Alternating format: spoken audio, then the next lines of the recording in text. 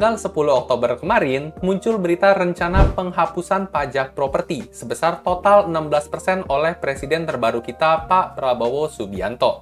Adanya berita ini lantas menyulut kenaikan harga saham properti nih pada perdagangan persis di keesokan harinya.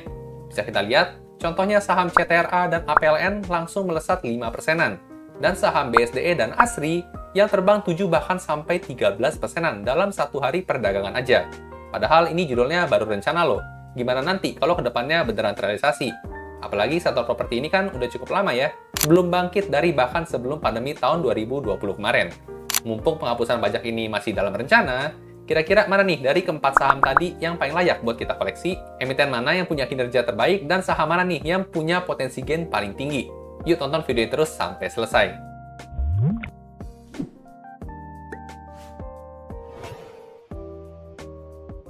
Halo dan selamat datang kembali di channel saya, Jonathan Tamrin. Buat teman-teman yang belum kenal, saya investor saham aliran fundamental sejak tahun 2018 dan udah sering profit 40% plus sepanjang perjalanan investasi saya.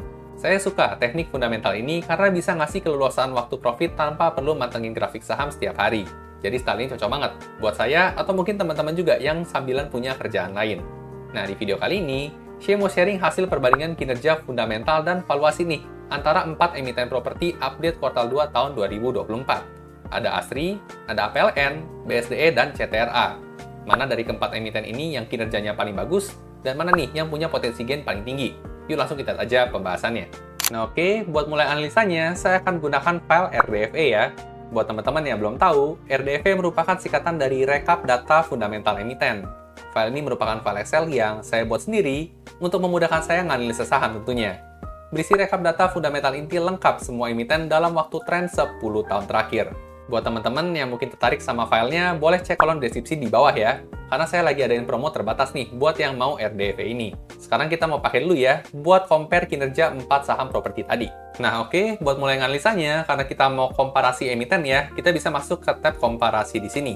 Lalu kita tinggal masukin aja 4 kode saham yang mau kita perbandingkan. Tadi yang pertama ada APLN, lalu kemudian ada ASRI, lalu kemudian ada BSDE, dan satu lagi tadi CTRA. Nah, setelah di enter, maka kita bisa langsung membandingkan langsung side by side ya antar emitennya, berdasarkan dengan indikator-indikator yang ada di sebelah kiri sini. Lalu kemudian untuk semua angkanya sudah dalam miliar semua, kecuali disebutkan lain. Nah, langsung aja ya, kita bakal coba compare mana nih dari keempat emiten ini yang terbaik secara kinerja dan termurah secara valuasinya. Nah, sekarang kita mau coba perbandingkan dengan poin yang pertama dulu ya, yaitu angka kapitalisasi pasar ya dalam miliar rupiah.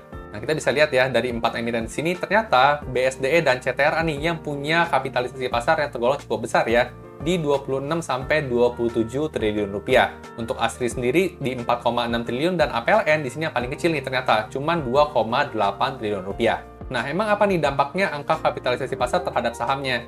Nah, biasanya saham-saham yang punya angka kapitalisasi pasar besar ya, itu lebih liquid nih secara sahamnya dibandingkan dengan mereka yang punya angkanya itu lebih kecil. Nah, buat perbandingan ya, saham yang tergolong blue chip itu biasanya punya angka kapitalisasi pasar di atas 100 triliun rupiah. Contohnya BBCA. Coba kita masukin ya BBCA di sini. Kita bisa lihat angkanya di sini bahkan sudah sampai 1000 triliun rupiah. Nah, untuk BSDE dan CTRA karena masih di kisaran 26-27 triliun tergolong saham second liner ya. Untuk APLN dan ASRI sendiri karena tergolong kecil bisa kita katakan sebagai mid cap menuju ke small cap ya, atau third liner. Nah, oke, untuk BBCA-nya saya coba hapus dulu lagi. Nah, dari angka kapitalisasi pasar aja kita bisa ambil kesimpulan sementara ya. Kalau untuk BSDE dan CTRA itu lebih liquid dan lebih stabil nih untuk pergerakan harga sahamnya dibandingkan dengan APLN dan ASRI yang lebih tidak liquid dan lebih volatil untuk pergerakan harga sahamnya. Makanya tadi di awal kita lihat ya, untuk ASRI satu hari perdagangan bisa naik sampai 13%, sedangkan BSDE itu cuma di kisaran 7%-an aja. Nah oke, ini soal kapitalisasi pasar, sekarang kita bakal coba bandingin sama harga sahamnya nih. Nah untuk harga saham di sini saya menggunakan penutupan terakhir ya di tanggal 11 Oktober kemarin. Untuk APLN ada di Rp125, ASRI di Rp238, BSD di Rp1.275, dan CTRA di Rp1.405. Nah, ini berarti dari segi mahal satu lotnya ya, kita bisa katakan untuk CTRA paling mahal nih untuk harga satu lotnya. Dan yang paling murah di sini ada APLN, cuma membutuhkan uang sebesar Rp12.500 aja nih. Kita udah bisa dapat satu lot saham APLN. Nah, satu hal yang perlu dicatat ya, untuk harga saham ini beda sama valuasi saham. Bisa jadi CTRA meskipun di sini harganya paling mahal ya, satu lot, tapi mungkin nanti valuasinya ternyata paling menarik. Itu nanti kita bakal bahas di bawah. Nah oke, kita lanjut. Sekarang kita mau lihat dari sisi jumlah saham beredarnya ya dalam miliar lembar. Untuk APLN ada di 22,7 miliar lembar saham yang diedarkan. Untuk ASRI ada di 19,6 miliar, BSDE punya 21,1 miliar, dan CTRA punya 18,5 miliar lembar saham ya. Nah, untuk jumlah saham beredar ini juga biasanya punya keterkaitan sama likuiditas ya. Semakin besar untuk jumlah saham beredar, maka biasanya juga semakin liquid nih sahamnya. Nah, oke, jadi untuk 3 poin yang tadi barusan kita bahas itu terkait dengan informasi umum ya. Sekarang kita bakal coba nih untuk perbandingkan kinerja keuangannya. Masuk ke poin selanjutnya terkait dengan sales growth ya, year on year kenaikannya. Kita bisa lihat nih, untuk APLN di sini ada potensi minus ya, 19,4%. Nah, angka minus 19,4% ya, ini membandingkan antara sales tahun 2023 dibandingkan dengan sales tahun 2024 yang disetahunkan. Nah, jadi untuk APLN di sini angkanya negatif ya, menunjukkan penurunan kinerja. Untuk ASRI juga di sini minus 4,9% nih, tergolong kecil. Nah, untuk BSD di sini menarik ya, punya potensi peningkatan sebesar 27,3% untuk salesnya di tahun 2024 ini. Dan untuk CTRA punya potensi kenaikan sebesar 9% ya, sales growth-nya. Nah, di sini kita bisa coba ingat-ingat ya, untuk BSDE memenangkan poin sales growth nih, dibandingkan dengan 3 emiten lainnya. Nah, lanjut lagi, tadi kan baru ngomongin sales ya, atau omzet. Sekarang kita bakal coba lihat dari sisi net profit perusahaan. Ini juga sama ya, growth year on year, jadi membandingkan dengan net profit tahun 2023 kuartal 4, dibandingkan dengan net profit kuartal 2 yang disetahunkan ya, untuk tahun 2024-nya. Untuk APLN di sini kita bisa lihat angkanya negatif ya, sampai 105% nih. Nah, kalau seperti ini berarti kemungkinan besar buat APLN tahun 2023 kemarin net profitnya itu positif, tapi untuk update kuartal 2 terakhirnya itu sudah negatif ya, atau lagi merugi. Untuk ASRI juga mengalami penurunan ya, sebesar 94,1% untuk net profitnya. Dan di sini menarik lagi ya, buat BSD dia berpotensi untuk mencetak kenaikan sampai 139% nih, dibandingkan dengan kinerja net profit tahun sebelumnya. Nah, lanjut kalau case-nya CTRA, dia punya potensi kenaikan sebesar 11,5% ya, net profit growth-nya. Nah, jadi sekali lagi, untuk poin net profit growth dimenangkan oleh BSD nih, dengan margin yang cukup gede juga dibandingkan dengan 3 emiten lainnya. Nah, oke, sekarang kita lanjut lagi ke kinerja gross profit margin ya. Di sini saya coba scroll ke bawah dulu. Nah, di sini kita bisa langsung bandingkan ya, emiten mana nih yang punya gross profit margin paling tinggi. Nah, dalam kasus ini dimenangkan oleh BSD lagi ya, sebesar 66,2% nih. Nah, ini ibaratnya misalnya BSD ini menjual rumah seharga 1 miliar. Rumah 1 miliar ini setelah dikurangi beban bahan baku masih menyisakan laba kotor sebesar 660 juta. Beda sama APLN ya, yang sama-sama misalnya menjual rumah 1 miliar rupiah, tapi ternyata setelah dikurangi beban bahan baku, sisa laba kotornya tinggal 380 juta aja. Jadi masih jauh ya, lebih efisien si BSD ini. Sekarang lanjut lagi, kita akan masuk ke bagian net profit margin. Kita bandingkan, dan angka terbesarnya juga di sini masih dimenangkan oleh BSDE ya. Jadi baik lagi ke contoh, misalnya BSDE jual rumah 1 miliar, untung bersihnya itu 310 juta rupiah. Kalau CTRA berarti jual rumah 1 miliar, untung bersihnya 200-an juta. ASRI jual rumah 1 miliar, untung bersihnya cuma 10 jutaan aja. Dan apalagi APLN ya, di sini jual rumah 1 miliar malah rugi 15 juta. Kita lanjut lagi ke poin selanjutnya, ada ROE ya. Kita bisa bandingkan, yang paling tinggi ternyata sekali lagi dimenangkan oleh BSD juga nih, sebesar 12%. CTRA 10%, ASRI 0,3%, dan APLN angkanya negatif ya, minus 0,5%. Nah, oke, kita udah bahas soal rasio profitabilitas ya. Sekarang kita lihat rasio hutangnya. Pakai indikator DER ya, atau Debt to Equity Ratio, rasio hutang terhadap modal. Nah, buat rasio hutang ini, angkanya semakin kecil berarti semakin bagus ya, menandakan kalau jumlah modalnya lebih besar dibandingkan dengan hutangnya.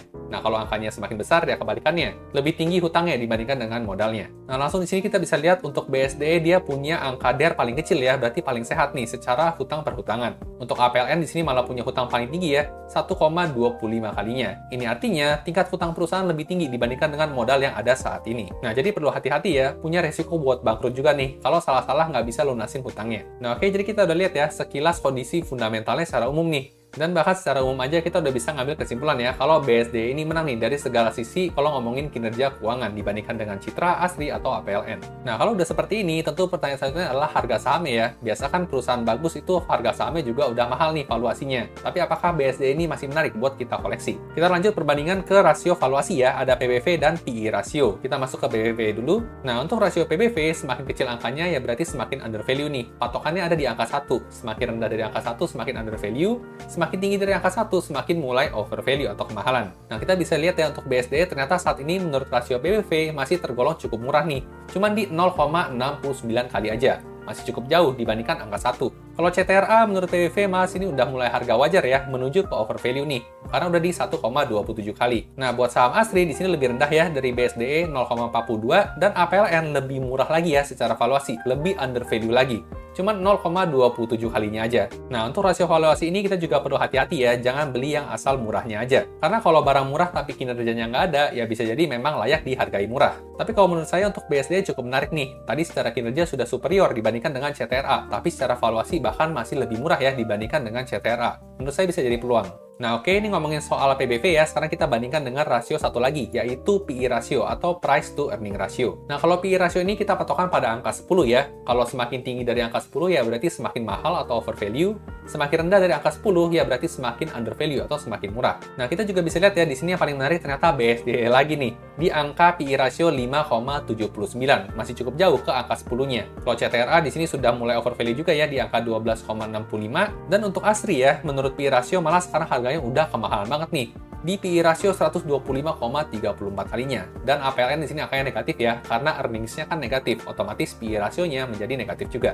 Nah, jadi kita nggak bisa hitung ya, buat PE rasionya si APLN ini, nggak valid. Nah, sekilas kalau kita lihat dari sisi kinerja dibandingkan dengan valuasi, BSD masih menarik banget ya. Secara kinerja outperform dari 3 emiten lainnya, dan secara valuasi juga tergolong murah dibandingkan dengan 3 emiten lainnya. Nah, buat analisa lebih lanjutnya, kita juga bisa lihat ke bawah ya. Kalau kita lihat tren penjualan sales atau revenue ini selama 10 tahun terakhir. Sini kita bisa lihat yang menang warna abu-abu ya, peningkatannya juga lumayan dibandingkan dengan tahun sebelumnya. Siapakah warna abu-abu ini? Kalau kita lihat ternyata BSD lagi ya. Nah, jadi memang BSD ini sudah perusahaan yang tergolong besar ya, udah second liner dan juga punya kinerja yang mantap juga. Lanjut lagi ke bawah ada laba bersih ya. Untuk laba bersih juga di sini abu-abu yang menang, peningkatan cukup signifikan dibandingkan dengan tahun sebelumnya. Dan lagi-lagi ini si BSD ya. Untuk yang biru malah di sini terjun menjadi angkanya negatif nih, si APLN. Lanjut lagi ya, untuk tren GPM-nya juga di sini mengalami perbaikan yang menarik nih untuk BSD lagi si abu-abu. Lalu kemudian untuk net profit margin-nya juga kembali lagi si BSD ya. Jadi memang secara overall untuk tahun 2024 ini BSD mencetak kinerja yang cukup signifikan membaik. Lanjut lagi ke ROE-nya ya. Selama 10 tahun terakhir di sini dimenangkan juga si abu-abu lagi nih di angka 12%. Dan untuk rasio hutangnya juga paling rendah si abu-abu, yaitu si BSD lagi. Nah, kalau lihat data seperti ini sebenarnya bisa katakan hampir nggak adil lah ya. Menang telak nih si BSD dibandingkan yang lainnya. Nah, untuk rasio PBV selama 10 tahun terakhir secara umum juga mengalami perlambatan ya. Semuanya menurun nih, semakin lama semakin murah. Tapi kalau CTRA masih ada di angka 1, BSDE ada di 0,6. ASRI dan APLN lebih murah lagi ya, di 0,42 dan 0,27. Dan yang terakhir soal rasio PE ratio juga ya, tadi juga kita bisa lihat. Untuk ASRI saat ini sudah overvalue di 125, dan lagi-lagi di sini yang menarik yang BSD ya, di 5,7-an. Tadi kita udah lihat sebelumnya. Nah oke, jadi sampai sini kita sudah menganalisa secara objektif ya, by data. Ternyata BSD ini cukup menarik nih. Nah, kalau kita mau analisa lebih dalam lagi ya soal si BSD ini, kita bisa balik ke grafik historis dan kita ganti aja BSDE. Nah, maka akan langsung muncul ya. Semua laporannya baik laba rugi, neraca, arus kas, rasio keuangan, dan rasio valuasinya. Beserta juga target-target harga jualnya. Jadi memang sangat useful banget. Nah, sampai sejauh ini aja teman-teman seharusnya udah paham ya kenapa saya suka banget pakai RDV ini. Buat teman-teman yang mungkin mau coba juga ya pakai file RDV ini, saya punya free sampelnya, bisa download di website yang ada di kolom deskripsi. Dan seperti biasa, saya disclaimer dulu ya. Tujuan dari pembuatan video kali ini bukan untuk memberikan rekomendasi beli atau jual suatu saham. Di sini saya hanya pure ya, men-sharingkan temuan-temuan yang saya temukan menarik. Bagus kalau teman-teman dapat insight, tapi buat jual atau beli suatu saham, teman-teman tetap harus ngerjain PR sendiri nih, atau do your own research. Buat teman-teman yang tertarik sama file Excel RDV-nya, saat ini saya lagi buka pemesanan buat Early Bird kuartal 3 tahun 2024 nih, yang bakal rilis di akhir bulan Oktober ini ya. Dan buat teman-teman yang pesen, bisa masukin kode voucher EBQ324 nih, buat dapetin tambahan potongan harga sebesar 15%, khusus buat pembelian paket tahunan. Buat teman-teman yang pesan RDFE, nantinya bakal dapat free update berkala nih. Minimal 1 kali setiap minggunya sampai lengkap data 800-an plus laporan keuangan emitennya. Untuk jumlah vouchernya terbatas dan promo Early Bird ini akan berakhir tanggal 27 Oktober nanti ya. Atau mungkin bisa lebih cepat kalau vouchernya udah keburu habis. Buat info lebih lengkapnya lagi bisa cek kolom deskripsi di bawah ya. Dan buat yang mau tanya-tanya juga bisa ke admin via DM IG di Jonathan Tamrin. Suka video seperti ini, kemungkinan besar juga kalian bakal suka nih video lainnya di channel ini. Jangan lupa di like dan bagikan ke teman-teman investor lainnya ya, supaya makin jago analisa sahamnya. Sampai jumpa di video berikutnya.